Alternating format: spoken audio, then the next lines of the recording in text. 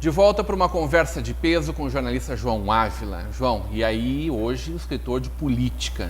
Tem gente que não levanta da cama, não sai de casa antes de ler a coluna do João Ávila.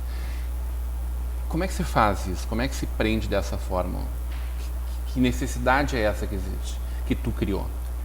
É que, na verdade, né, não é uma coisa que eu criei, né? Essa coluna ela tem uma história dentro do jornal NH, já é uma história de quase 20 anos, né? Ela é do início dos anos 2000, é 15 anos de história, e pela forma como ela foi trabalhada, pelas pessoas que fizeram antes do João, né? Ela sempre foi trabalhada como um espaço nobre do bastidor de política, da informação de política, né? E sempre, daí volta aquilo que a gente conversou no começo, sempre trabalhando com seriedade, né? E claro, não abrindo mão, muitas vezes, da ironia. Tu fica sério demais quando tu fala do teu trabalho, né? É que muda, né? Tu é um cara muito divertido, as pessoas te conhecem, sabem que tu é um brincalhão, um gozador. Mas quando falo do teu trabalho, tu fecha a tez e leva a sério. É porque o trabalho é sério, né? Não que outros não sejam, qualquer trabalho é sério. Tu tem que levar qualquer trabalho com seriedade.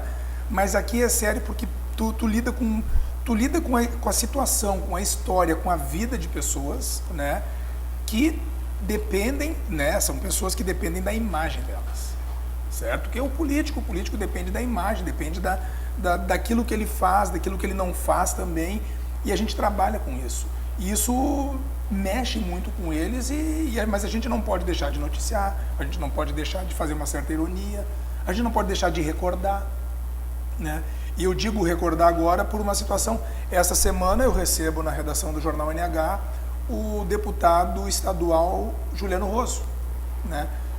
Começo a conversar com ele, pergunto o vínculo com o Novo Hamburgo, quando ele me fala, né? Quando ele me fala que o vínculo do Novo Hamburgo começou no movimento estudantil, que ele tinha um grande amigo aqui, que era o Fábio Vazem. Nosso amigo. Conheceste bem, que nos deixou há uns anos atrás em função do acidente de trânsito.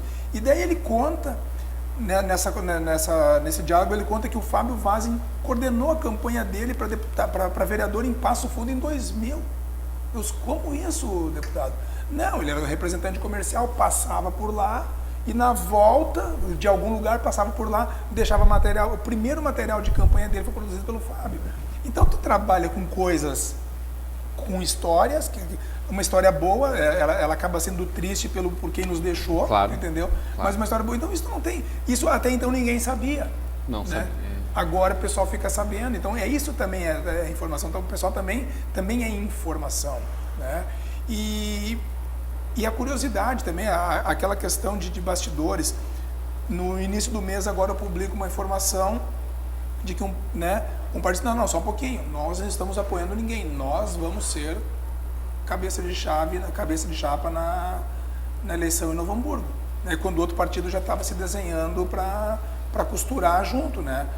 4 horas da manhã alguém lê a coluna pela internet e eles já começam o contato entre eles e aí a coisa ferve. Então, quando o pessoal lê o jornal impresso, claro, mas a informação começa a ser captada, isso eu sei dito por eles a partir do momento que ele está na internet. Que disponibiliza ele, né? Como é que está o teu blog? Como é que está funcionando? As notícias vão selecionadas para a internet? Não, na verdade é o seguinte, ó, o blog eu tenho feito, até por uma questão de abrangência, né? Eu tenho usado o blog, as informações da própria coluna, exceto quando acontece alguma coisa durante o dia. Agora, há umas 2, 3 semanas, eu estava conversando com um deputado estadual e ele me diz, acabo de conversar com o Sartori sobre determinado assunto, não me recordo o que é agora. Bom, daí eu não vou esperar o jornal de amanhã para noticiar, tu entendeu? Não, minto, era com Padilha, era com Eliseu Padilha sobre o 20 de setembro, uma novidade sobre o aeroporto 20 de setembro. Nosso aeroporto. Né? Então a informação acaba sendo daí de casa mesmo, tu acaba atualizando, daí é uma questão assim. Mas eu tenho procurado trabalhar até por uma questão de tempo, em função... Mas tu tem guardado o melhor para a coluna impressa. O melhor para a coluna, o impresso ainda é o... Porque bolacha, é o veículo, inclusive. E a bolachinha do pacote, ali que está a cereja do bolo, né? Então a gente segura um pouco para ali ainda. A picardia, ela é uma característica tua ou é uma coisa que tu desenvolveu para fazer a coluna? Essa coisa de picar, de ser mais picante, de ser mais irônico em vários momentos, é uma coisa que te acompanhou? Na verdade me acompanhou, mas eu tive que adaptar um pouco isso, porque uma coisa é eu fazer ironia contigo no dia a dia. Tu entendeu? Encontrar um grupo de amigos e brincar ali. Outra coisa é tu fazer ironia, ou tu ser um pouco mais picante numa coluna de informação e de opinião, né? Mais informação do que opinião, né? Então isso tu tem que trabalhar um pouco e tem a hora certa de fazer, né? Tem aquela hora que tu vai fazer, mas já cansou de acontecer comigo, eu tô com um tópico pronto sobre determinado assunto, picante. Daí eu começo a ler, leio de novo. Não, só um pouquinho, deixa também ver. Vai suavizando ele. Tu não deixa de publicar a informação, mas tu dá uma amenizada. Sim. E não, muitas vezes não é nem pensando porque isso pode me dar problema. Eu tenho que pensar também na pessoa que está do outro lado. O problema tu vai criar para as outras pessoas. É, a pessoa que está do outro lado. Mas o problema, o que te preocupa é aquele injusto, a injustiça. A injustiça é complicado, né? Isso...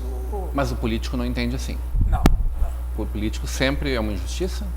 Ele sempre é um injustiçado de um modo geral, entendeu? O político, ele não faz licitação mal feita, ele não contrata obra sem necessidade, ele não deixa de fazer uma licitação porque ele é incompetente, não. Ele sempre tem algum problema no meio, né? Hoje mesmo tive uma discussão, no bom sentido, com o secretário do município de Novo Hamburgo sobre uma licitação, né? E aí ele me diz, não, eu estou esperando ver o que vai dar em outros municípios. Mas vem cá, mas onde é que está isso? Tu entendeu? O que tu tem que esperar, tu tem que fazer. E eu não acredito que uma licitação como uma de Novo Hamburgo, por exemplo, como a licitação dos ônibus, que está 2 anos e meio tentando ser feita por causa do apontamento do Tribunal de Contas, eu não acredito que em 2 anos e meio não se conseguiu ainda pegar 2 pessoas, colocar e dizer, olha, assim, ó, isso aqui é problema teu. Vai para dentro do Tribunal de Contas, senta lá com os conselheiros, resolve isso. Né? Então, mas está difícil ser político. Está tudo muito nivelado por baixo, não pela política, pelo povo, né, João? Mas o político está fazendo também ficar difícil a vida dele. Tem gente que não se ajuda? Tem gente que, mas claro que tem, isso é histórico. Tá? Primeiro, o povo talvez está começando a se rebelar.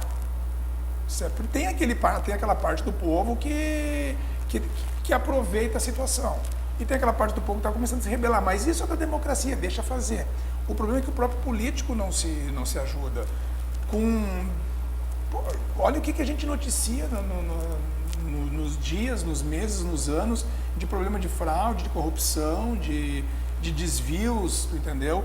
E não é o João que desvia, nem o Rodrigo que desvia, tu entendeu? Não é o João que faz a licitação, nem o Rodrigo que faz a licitação. Né? Isso, aí é o político, né? Aquela coisa assim, pegando o caso da Lava Jato. A Lava Jato, por sinal, para quem não pegou a história no começo, tu sabe, tanto quanto eu, né? Eles atiraram no que viram, acertaram no que não viram, né? Sim. Estavam investigando uma coisa que não tinha nada a ver com nada lá, era lavagem de dinheiro de um doleiro.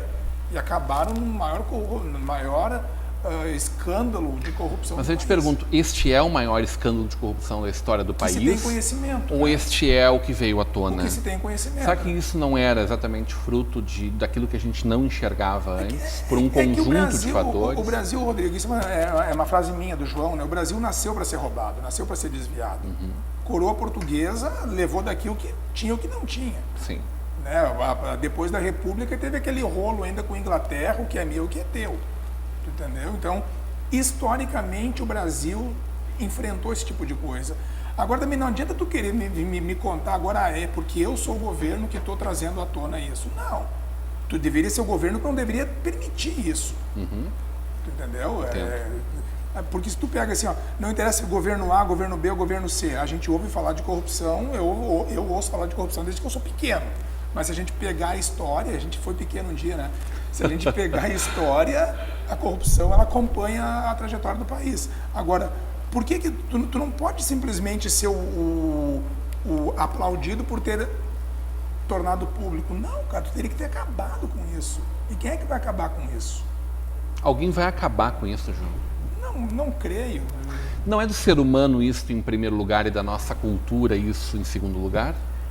É que... A gente comete pequenas corrupções todo dia. Não quero fazer salvo-conduto de ninguém, mas o papel de advogado do diabo. Né? A gente vive uma sociedade altamente corrupta, né? Em que agora sim a gente tem uma mudança de quem está no poder pela primeira vez na história desse país. Né? Primeira vez, aí vão 13 anos. Né? Mas a gente continua querendo furar a fila, a gente continua querendo... ter ter vantagens. Todos nós gostamos de ter alguma vantagem de alguma forma em alguma coisa. A gente só nega, será que mais ou menos do que o montante da corrupção? Eu não sei se essa é outra discussão. É outra discussão. Aí eu digo o seguinte, aí tem um cidadão, um amigo que vem conversar comigo, há uns anos atrás, quando estourou o escândalo do dinheiro na cueca, né? Porque isso é um absurdo, porque não sei o quê, porque papapá. Que é um absurdo, sem sombra de Mas dúvida. eu sempre dizia assim, ó, Rodrigo, a corrupção é do tamanho do agente. Eu sempre digo isso, a corrupção é do tamanho do agente, entendeu? O cara que frauda o seguro-desemprego, tu entendeu? Para continuar recebendo a grana do seguro-desemprego, trabalha frio, para a empresa dele ter um benefício também, isso também é corrupção. Então. Tu entendeu? Então não importa se tu te corrompeu por R$1 bilhão. Corrupção é corrupção. Por R$700. Não tem corrupçãozinha, corrupção zona. Não, é que nem a questão é meio complicado de falar do homicídio. Não importa se tu matou o cara com uma pedrada ou com um tiro de canhão, ou com um tiro de 38 um tiro de canhão, tu matou o cara igual. Tu entendeu? Talvez o tiro de canhão até o cara tivesse sofrido menos, né? Nesse comparativo, mas tu praticou aquele crime, né, do tamanho que tu talvez tivesse condições de praticar. Porque se tu frauda o seguro-desemprego, Rodrigo, tu vai fraudar o contrato, tu vai fraudar... Quando tu estiver lá, quando tiver acesso a isso, tu vai fraudar outra coisa. Tu acha que nós estamos tendo administrações melhores? Nós estamos tendo um povo mais exigente? Eu acho que sim, até certo ponto... Estamos melhores do que estávamos alguns anos atrás? Não sei se isso, mas o povo, de uma forma geral, ficou um pouco mais exigente e talvez mais mal acostumado em alguns aspectos, tá? Vamos pegar a questão de saúde pública, que é um dos grandes dodóis hoje do cidadão brasileiro. Há um tempo atrás, se tu fosse num posto de saúde, Novo Hamburgo devia ter 3 ou 4, 5 postos de saúde nos principais bairros. Tu ia encontrar o cara que ia procurar o atendimento médico de chinelinho de dedo, chegando de bicicleta ou a pé, se tivesse chovendo com uma sombrinha ou um guarda-chuva, entendeu? E que saía de lá com o atestado médico porque tinha que voltar para dentro da fábrica, tá? Hoje, as pessoas vão de carros muitas vezes bons, e eles não estão errados, é um direito que eles têm. Só que aumentou a demanda de uma forma assustadora. Pessoas que até um tempo atrás usariam um plano de saúde, hoje acabam usando o sistema público de saúde, que eu acho confiável, eu acho que é bom. Às vezes que eu precisei, tu entendeu? Respondeu bem. Então aumentou muito a demanda, tu entendeu? E talvez o Estado, né, talvez o poder público não tenha conseguido acompanhar. E aí que eu digo, aumentou a exigência também do cidadão. Porque hoje em dia o cara não consegue mais ir, o cara de chinelinho vai também, mas é bem menos do que aquele que já vai com o seu carro, estaciona na frente e vai pedir atendimento médico. Fique bem claro, é um direito que ele tem porque ele é cidadão que também recolhe impostos, né? E em função disso acaba aumentando também a reclamação. Como é que começa a nascer a tua coluna?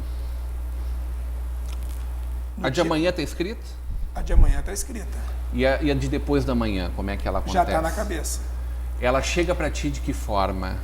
Ela chega, tu entendeu? Tu conversa com os políticos, com os agentes, muitas vezes tu conversa Tu tem boas fontes também? Com os assessores, tu conversa com os maridos ou esposas dos políticos também, tu entendeu? Na verdade é o seguinte, eu tenho um horário que eu entro na redação, que é 2h da tarde, mas às 7h da manhã já tem mensagem no celular, já tem alguém telefonando, entendeu? Dedurando alguém ou pedindo uma linhazinha? Tem as duas. E às vezes tem um cara que dedura para pedir também. Também acontece isso. É óbvio que tu não vai cometer aqui nenhuma inconfidência, mas eu adoraria saber se tem alguns que são os mais habituês do teu dia a dia. Em que sentido? Assim, que fazem, que te demandam mais, que se aproximam mais de ti. Tem. Seria... Isso é mais quem está no poder ou quem quer chegar no poder? Os dois. Cada um tem a sua motivação diferente. Tem a sua motivação. Está sendo fácil lidar com isso? Tu sabe que no começo eu pensei que fosse mais difícil. Mas é que tu tem que também saber lidar com isso. Mas entendeu? Não dói muito? Não, tu tem que saber, por exemplo, assim, tu tem que saber criticar um vereador, tu entendeu? Mas tu tem que saber também reconhecer quando ele faz o trabalho certo, o trabalho correto, tá? Às vezes é difícil. Mas tu também tem que, ao mesmo dia que tu publica alguma coisa de determinada situação, eu também frequento a Câmara de Vereadores. Agora, nas últimas semanas, eu tô meio impossibilitado por questão de acompanhamento da Lava Jato. Mas eu também, então assim, ó, eu criticar a pessoa e olhar no olho dela no outro dia não tem problema nenhum.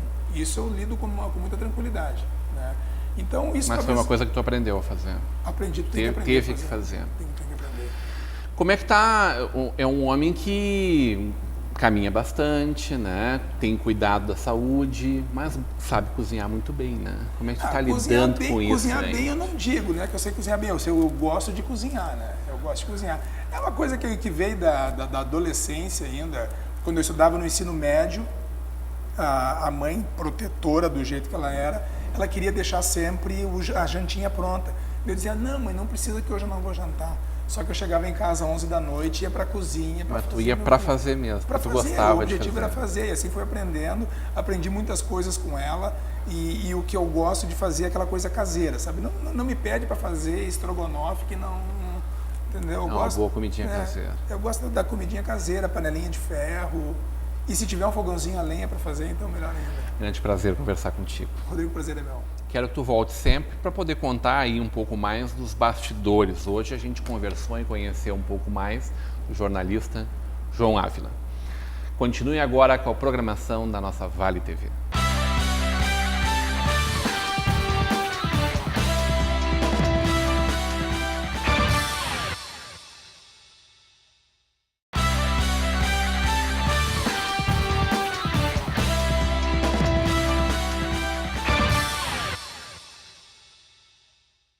Música